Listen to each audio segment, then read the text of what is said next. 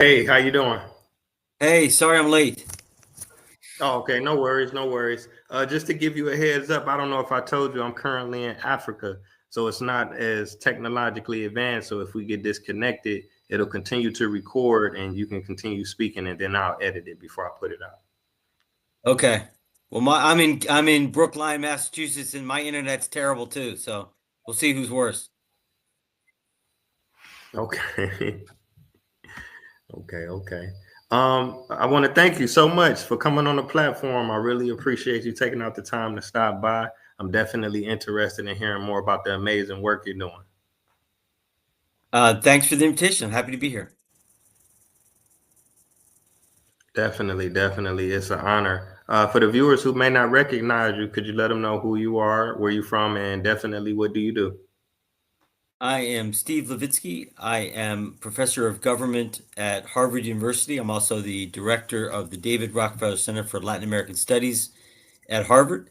I work mostly on issues of democracy and authoritarianism. My background is in Latin America, but in recent years, I have focused, unfortunately, had to focus a lot of my attention on the fate of democracy in the United States, which I think is very much at risk. Wow. Okay, that's very, very interesting. Now I can ask you this: when did you develop this passion for Latin American studies? Is this something that you were always into when you were younger, or did you kind of get into it later in life? No, no, it goes back to middle school when I started studying Spanish. And back in the 1980s, when I was first in high school and college, there were a series of civil wars in Central America. U.S. foreign policy was very much implicated in civil in violence and dictatorship in Central America. And I was initially interested in Latin America as an activist, as someone who was quite critical of the Reagan administration's policies in Central America. Well, when I got to college, I took some classes and just had an opportunity to travel to Latin America, fell in love with the region, and have been working on the region nonstop really for about 35 years.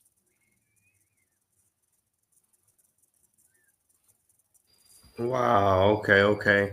I got the opportunity to study abroad. I did a semester in Dominican Republic, and I did another semester in Brazil. It was a life changing experience. I really enjoyed my time out there. I learned a lot. The culture is so beautiful. Yes. No, Now, I can it doesn't take much to really fall in love with the region. Yeah, yeah, definitely, definitely. Now, like you said, you was doing this in the '80s. I can ask you, do you feel like there has been a significant change in the government and the structure of Latin America, or is it more the same, or is it kind of a little bit of both? Good question. I think it's very much a little bit of both. There are things that have not changed and that change very, very slowly. Latin America is and really always has been one of the most unequal regions in the world. That goes back to the colonial experience, literally, 5 centuries ago. The levels of wealth and income inequality in Latin America, in just about every country in Latin America, are extreme. Latin America is a place where the the state, the institutions of the state, the machinery of government tend to be pretty weak. So the state's ability to protect citizens from crime, from violence, from abuse is often pretty low. So levels of violence in Latin America are pretty high, criminal violence in particular. But that said, there have been a lot of changes. The region has gotten much, much wealthier since the 1980s. We tend to think of Latin America as poor, and parts of it are poor, but it's really mostly a middle income region. And some countries in the region, Uruguay, Chile, Argentina, are now considered upper income. So Mexico, Brazil there's a lot of poverty in these countries, but there's also very big, relatively well off middle classes that didn't exist in the region 40 or 50 years ago. The region is also much more democratic than it used to be. Latin America has a long history of instability, of authoritarianism, sometimes political violence. But with a few exceptions, the region has been overwhelmingly democratic over the last 30 years. It's much more democratic than at any other period of its history. And that period of democracy is allowing for a gradual expansion of rights to groups that have historically been marginalized and even oppressed in Latin America. So um, much to do in terms of inclusion and rights expansion, but Latin America is a much more inclusive and much more democratic place than it's ever been before. Okay, okay. I appreciate you breaking that down. Now, I wanted to ask you about this. You had mentioned, in more recent years, you've been focusing on democracy and the government in the U.S. Was there one single incident in particular that kind of guided you in that direction, or was it like a multitude of things? No, it was pretty specific. It was the emergence of Donald Trump on the political scene in the United States in 2015 and 2016. My colleague and I, Daniel Ziblatt, with whom I wrote How Democracies Die, um, basically had a conversation in the hallways at work in the government department at Harvard. Daniel is a student of European politics, in particular Europe during the 1930s. Uh, as we discussed, I studied Latin America. I spent a lot of time studying the collapse of democracy in Latin America in the 1960s and the 1970s. And what we realized is as soon as Trump first entered the political scene in the Republican primaries in 2016, is that this is something that was unusual, that was pretty new in US politics, at least in modern US politics. But it's something that he and I had seen before, something he'd seen in 1930s Europe, something I've seen in Latin America in the 1960s and 70s, which was the rise of a political leader who was not committed to democratic rules of the game, a politician whose instincts were more authoritarian than democratic. And so Daniel and I started talking. We started writing. We wrote an op-ed right after Trump got elected, and that led to the book "How Democracies Die," which was basically an effort. Doesn't seem, in retrospect, to have been very successful, but an effort to warn Americans uh, of the dangers that Trump and the movement that he has inspired or that has helped to give rise to him, the dangers that poses to U.S. democracy. Wow. Okay. Okay. Now I can ask you this if you didn't mention it already. Now, how long did it take you to complete this project? Well, we've written two books now. How Democracies Die, we wrote in the year 2017, a little less than a year. It came out in 2018. And then in between the two Trump presidencies, early on in the Biden administration, we decided to write a second book, which is called Tyranny of the Minority, which takes a step back and tries to explain how the United States got in this mess in which its democracy is on the verge of breakdown. We tend to assume that we are one of the most stable democracies in the world. And in fact, no democracy is rich or as old as the United States. Even if you date the birth of US democracy at 1965, which I think is the right date because that's the date at which the United States achieved full adult suffrage. Even if you say the US democracy is born in 1965, no democracy as old or as rich as the United States has ever broken down. So this situation we're in now, on the brink of a slide into some form of authoritarianism, is a really unusual thing. It's something that political scientists didn't expect, and it's something that in our second book we tried to explain, tried to get out why the hell this is happening.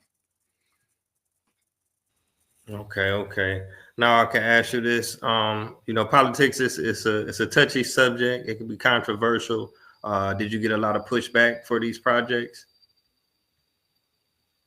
Um, not. I mean, Academic pushback, yes. There are, particularly the second book. I mean, Daniel and I, when we go on media, we will occasionally get, online harassment, things like that. That basically anybody who speaks about anything publicly gets these days. That really hasn't been particularly troublesome. The first book, How Democracies Die, didn't generate a lot of pushback. Uh, the second book, Tyranny of the Minority, which offers an explanation for why the Republican Party has turned away from democracy, that's generated a little bit more pushback. But there are different theories, there are different explanations for why the U.S. has gotten into the trouble that it's in. And I think the book has generated a fair amount of debate, and that's what should happen. That's what you should expect. Nobody's got a monopoly on the truth. Yeah, yeah, it's definitely interesting and thought provoking. Now, I can ask you this. I assume a lot of your students, they may be younger. Are they receptive to this information? What is their reaction? Are they divided, or are they kind of, on one side? A good question. So, the way that um, demographics in the United States have worked themselves in the 21st century, it universities are pretty blue in the sense that there aren't very many Trump supporters at Harvard, and which is too bad. Universities should be pluralist places. They should have a diversity of viewpoints, and we have a diversity of viewpoints on a whole bunch of dimensions. But there are Republicans, there are conservatives, there are not a lot of Trumpists, and so I in our work we're very, very critical of Trump and Trumpism. We characterize it as a serious threat to not only to democracy as we've known it, but to the emerging multiracial democracy that we've been trying to build in this country in the 21st century. And there's a lot of hostility towards our arguments, a lot of opposition to our arguments, but in the university, among the students that I teach, it's pretty well received. In general, I think college students are more open to the ideas behind multiracial democracy than your average American. Okay, okay. Now, my next question is this: now that Trump is back in office, are there any solutions? Is there anything that the people can do in terms of, I guess, preserving the democracy or making it better? Sure. There's always something you can do. This, saving democracy or preserving democracy or improving democracy, it's a it's a long running battle. It's not something that it's not just a 3 act play. There are many, many, many rounds, and this round coming up is going to be pretty ugly. Donald Trump and the Trump administration are going to take some pretty serious swings at our institutions and at our rights.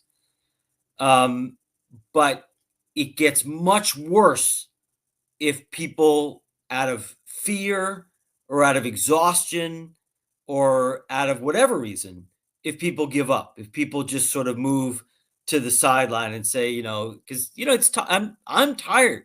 It's been 8 years of thinking and arguing and debating and writing about the threat that Trump poses, and it was exhausting. It was a hell of a gut punch to have Trump come back and win the popular vote after the guy tried to lead a coup 4 years ago. But here we are, and we cannot allow exhaustion or fear or pragmatism to lead us to give up and just say, the hell with it. Because when we give up, the bad guys win. And so we got to keep fighting. And that means being involved, and not just involved online, but involved in the street, in organizations, working with people. There are 1,000 different causes. There's no single issue or single thing people should do. People should get involved around something that they care about, but stay involved. Speak out when they see wrongdoing, and for God's sake, get ready to vote and mobilize people to vote in 2026 and 2028, because Trump is going to do a lot of damage in the next few years, but he's not going to be able to cancel elections. There will be elections in 2 years. There will be elections in 4 years, and the most important thing that we can do is make sure that this spell of MAGA government is a short one. Okay, okay. Now, How Democracies Die. It's a New York Times bestseller. It's published in 30 different languages. Now, were you expecting this when you wrote this, and what was your reaction to getting all of these people from outside of the states so interested? No. I mean, I never. Usually, political scientists write books, and we're lucky if 1,000 copies get sold. They basically get sold to university libraries, and my mother never even read any of my books before How Democracies Die. So we did not expect this. This was very unusual. It's not very often that anybody gives a damn about what political scientists have to say. But I think we sort of tapped into something that it's not. Obviously, Americans are concerned about the fate of their democracy, but as it turns out, so are Brazilians, and so are Mexicans, and so are Germans, and so are Indians and Indonesians, and people in countries in every continent in the world see similar patterns. They see similar threats. So people in Kenya were buying our book, and people in Senegal and South Africa and Pakistan, literally every continent on earth. It's not that the book was so great, but that the issue that we were taking up was really relevant for people across the world, and that's why I think the book sold so much in so many different places. Wow. Okay. Okay. Yeah, because I'm a world traveler. I've been to about 70 countries, and I come to learn to see that people are really, really interested in what's going on in America. More than we may think. Um, Yeah. Now I can ask you this: as interesting as the books are, these are great thought provoking topics. Have you ever considered doing maybe like a documentary or a film or anything like that? Well, I mean, that's not. I don't know. I don't know how to make a film. I've participated in the sense that there have been a bunch of very good documentaries made in recent years about the global crisis of democracy, about the crisis in the United States, and which I think are really important because, especially today, more and more people don't read; they learn through video, and so I think the instinct behind your question is right on. I don't have the skills, the training, the ability to make films myself, but whenever I get asked to help out and be interviewed for such a project, I try to do it. Okay. Okay. Now I can ask you about this. You currently working on a project, and it kind of deals with going across the world. Yeah, the book that I am working on now is about the fate of the sustainability of democracy worldwide, and we're actually and we started writing this before Trump got reelected, I got to say. But we're at least somewhat hopeful that democracies in many parts of the world are more resilient than people think. There, no question, democracy faces greater challenges than it has at any time in the last 40 years or so. But what we're arguing in the book, and the book looks at democracies all over the world, in Asia, in Latin America, in Europe, in Africa, and argues that despite a whole bunch of challenges, despite the rise of China, despite Putin, despite Trump, despite COVID, despite some pretty serious economic crises, most democracies have proven pretty resilient. And so the book is about why, in spite of some really tough challenges, democracies in most parts of the world are hanging in there, are managing to sort of muddle through. Okay, okay. Now, can I ask you, by you looking at democracies from different parts of the world, I mean, do you feel like, they are still looking at America as, I guess the example, or have they kind of, passed us up in some regards, or? That is a great question. And I haven't visited as many countries as you have, so you may have a better sense than I. But I think it's mixed, and I think it's changing. There's no question that the United States is not the model democracy. I don't think it was ever the model of democracy that Americans thought it was, but it's nowhere near the model that it once was. It is really, really hard for any American to go abroad and say, look at how we do things. This is how you make a democracy work. Because the United States has been pretty dysfunctional now for quite a while. But as you said, people still watch what's going on in the United States. The United States is a big, wealthy, very powerful, very influential place. And so whatever happens in the United States, people are paying attention. And I think one thing that I worry about is we can be a bad model just as we can be potentially a good model. In an ideal world, I think the United States could be a model multiracial democracy that a bunch of other countries could learn a lot of positive things from. But people right now are watching Trump and they're learning from Trump. And they're saying things like, well, if Donald Trump can deny the results of an election and try to overturn the results of an election like he did in 2020, 2021, well, why can't I? And if Donald Trump can treat the media, call the media the enemy of the people, then, well, maybe it's legitimate for me to do that. And you see the kind of the worst things that Trump does diffusing across the world and being replicated by others. Because if the U.S. can do it, well, why not country X or country Y or country Z? And so increasingly, this is something I worry a lot about in the 4 years to come. The U.S. is becoming a model for authoritarian behavior, for thuggish behavior, rather than for democratic behavior, and rather than protecting and preserving rights.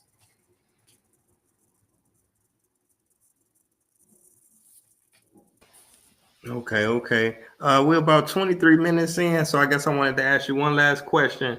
A lot of the guests I interview, they'll speak about AI and modern technology, whether they're into medicine or music or film or even law. How do you view the effects of the technology and AI on government in particular? That is a great question. I think I'm not going to give a very satisfying answer. One, because for two reasons. One is it's not an area that I'm expert in at all. I'm trying to learn as much as everyone else. And two, I think it's really early. It's hard um, to reach any conclusions yet about the impact of rapidly and dramatically changing media technologies. I think there's pretty good evidence that social media over the last 10 years or so, 10 or 12 years, has contributed to the polarization of politics in many countries, certainly the United States, but many other countries as well. It is having a radicalizing effect on some people. Obviously, the spread of disinformation has been a challenge for new democracies as well. So it is changing technologies have proven a challenge to existing democracies, mostly because I think it is eroding public trust in established elites, for better or worse, and it's contributing to polarization. I think we've had new technologies in the past. People were very worried about the spread of radio in the 1930s. They were very worried about the spread of television in the mid 20th century. My guess is that there's a pretty good chance we will adapt to this new technology as well. But we're going to have to learn as citizens, as politicians, as governments, how to live with these technologies, how not to be overcome, or how not to let new technologies destroy our politics. And I think we're at the very early stages of learning the consequences of these technologies, the potential consequences, and learning how to adapt to them and how to live with them, how to regulate them.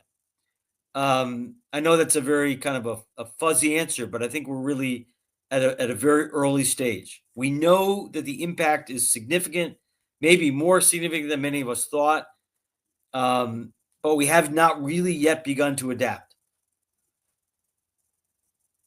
Okay, yeah, you definitely made some great points because I know, it's like you say, it's so much misinformation. You see things and you don't know if it's true. You got to get it fact checked. You got to Google it and check again. So I definitely can relate to that. But I want to thank you again so much for the work that you're doing. It's very important work. I look forward to the work that you have coming in the future, and I want to thank you again for stopping by on the podcast. I really appreciate you. Thank you so much for having me on the show. Best of luck to you. All right, take care.